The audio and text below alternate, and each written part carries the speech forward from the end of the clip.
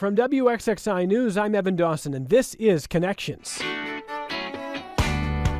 We thought we'd close 2015 with a look at 2016 and the kinds of classes that you have a chance to take if you're interested. How about a comedy class? We're talking about classes we wish we could have taken in 2015 or classes we would love to take in 2016. And stand-up comedy is tough. We know it's really tough. In fact, a lot of people who think they'd like to try it are intimidated to the point where they don't try it. And one of the goals of someone like Bob Holsworth is to change that. There's a class coming up, a 6-week class offered at Writers and Books, and it starts in January, end of January. You got a little time to sign up here.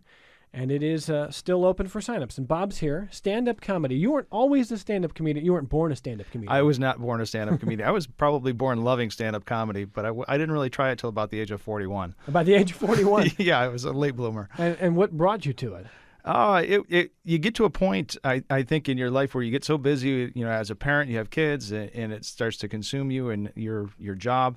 And eventually you realize as they're getting older, you gave up everything that was that you used to do for fun, and you got to all of a sudden you have some more time as they're off doing their own thing. And I started taking classes. I took some painting classes at Memorial Art Gallery, and then I wound up taking a stand-up comedy class at the Comics Cafe back when that was around in Henrietta, and that kind of opened up a door to something that I'd always loved watching and from the audience. But this was my first chance to really find out that I could do it. I could get on stage and I could make people laugh, and it's just such a rush that I was hooked.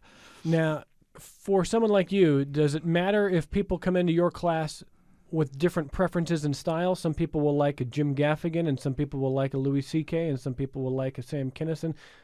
Does it matter? No, not at all. And some people come in. People take the class at Writers and Books for a lot of different reasons. Some are just the type of people that like to take classes and experiment and learn about new things. Some have other projects where they want to incorporate more humor, and so they want to study humor. So I've had people that come in, you say, who's your favorite stand-up comedian? And they say, Dick Cavett. And you're like, okay, well, you're a little out there.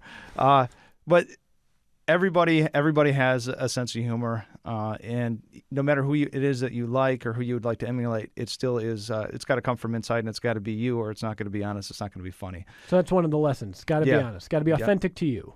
That's right. You got to find your voice. The only alternative to that is going on completely in character and being somebody else, and that's a craft in itself. Yeah, that sounds like much more difficult to pull that off. But there's also that fear of failure, and I've heard interviews with many stand-up comedians who will tell you that inevitably there is failure because not every joke lands, and sometimes you've got to stand up and kind of die on stage a little bit. I mean, has that happened to you? Oh, absolutely. And you have to go through that. And once you've done it, you understand why they call it dying, because you write this joke and you think it's so funny, and you get up there and you deliver it, and it goes completely flat and gets no response.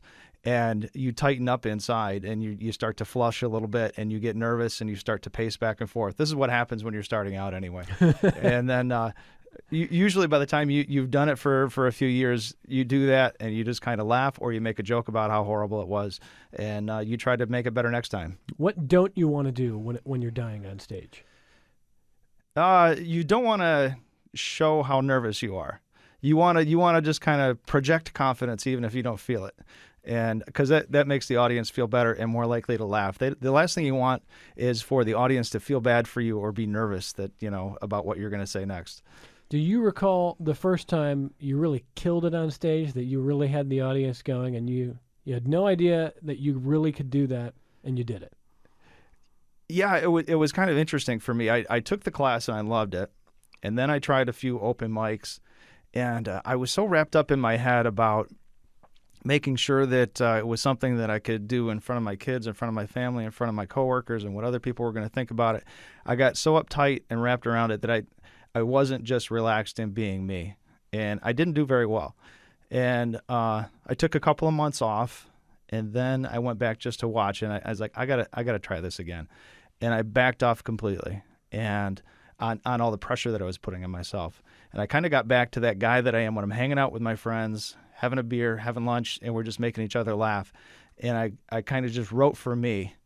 And I came up with some stuff about the workplace, working in corporate America and stuff. and I wrote some pretty good jokes, and I got on stage, and it just slammed. And it was at Comics Cafe open mic. There was probably 50 people there, and it was the first time I kind of got the room all behind me, and cheering and laughing, and that was it. That was it for me. I was a comic after that. How did that feel? Oh, it was phenomenal. It was a rush. I think I went home that night and I couldn't sleep, and all I could compare it was like the first time you kissed a girl or something like that. Just all of a sudden, just all these emotions and endorphins and adrenaline just kind of all flying around in your head. It was really exciting. Well, and so that's part of the premise is that's in most of us, so we can find a way to get there through these kind of classes. And the more I'm thinking about what Bob was saying about the authenticity piece, the more that makes such an important point, because some comics are a little more coarse, George Carlin, Louis C.K., but I love them. Right. Some are almost never coarse, like Jim Gaffigan, who I also love, but you would never question whether they are speaking authentically. And I never thought about it in those terms. And yeah, I guess that just makes so much sense to me, because sometimes people think, well, do you like a Jerry Seinfeld style that isn't going to be relying on vulgarity or language, or do you like a Louis C.K. style? And you can actually like a lot of different styles, probably because we're not realizing it, but we're liking authentic voices. That makes sense? I think that's absolutely true. And when somebody comes, when you feel like somebody's putting you on or something like that, or you don't really believe that this happened, even if you know it didn't, comedy really lets you exaggerate and perpetuate it as truth. But authenticity is really critical, because you want to reach people. You want to engage the audience. You want to form a connection with them. And if it's coming off as false, if they're not buying it, if you try to act angry like Louis Black and you're not really angry, right, it just doesn't work. And as far as like the vulgarity, the different styles, I think some people get hung up on it. To me, funny is funny. And I think a lot of the topics that people talk about, we walk around every day and these things are part of our daily life, but we're just, we're kind of taught not to talk about it. And I've always said that that's, one of the reasons why they paint comedy clubs black and serve alcohol is you get into this room and it just like opens it up and says, okay, what he's saying up there, it's vulgar, but it's something that I've experienced. And so I'm going to laugh at it, because finally, this thing that I've kept inside of me and have been afraid to talk about, it's out there, and it can be hilarious and really a release for the audience just to acknowledge this bizarre thing that they don't usually talk about. You can contact Writers and Books. The class is $169 for members, $187 for the general public. It's a 6-week set of courses on stand-up comedy that Bob is teaching.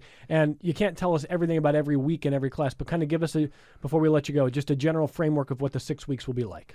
Yeah, a lot of some people come back and they've already taken the class, and so they're building on what they've already done. So a lot of people are coming in totally brand new to it.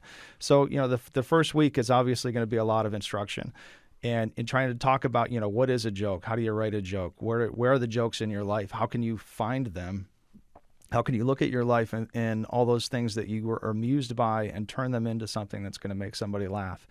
And so we talk about that for a couple hours, and then you go off for a week and you're expected to write something and come back and do 5 minutes the next week. And it doesn't have to be by the second week. By the second week, wow. Just get up there and start talking. And we'll talk about microphone technique, stage presence, all these kind of things to help you get comfortable talking to an audience. And it's really considered a conversation with the audience. It's pretty one-sided. It's just you. But getting into that conversational style, not like an editorial, but just speaking for your voice, writing for your voice. And so then we'll talk about, looking for punchlines, looking at something that you found amusing and try to turn it into a joke. We'll talk about how you can find stage time in Rochester, open mics and comedy contests and kind of moving your way up through the ranks.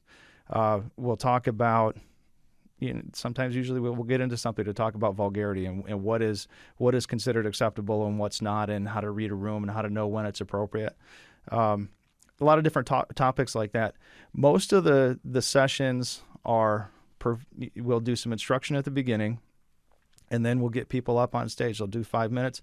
I'll do a critique. The rest of the class will add comments, and then we'll get the next person. So most of it is performance and evaluation.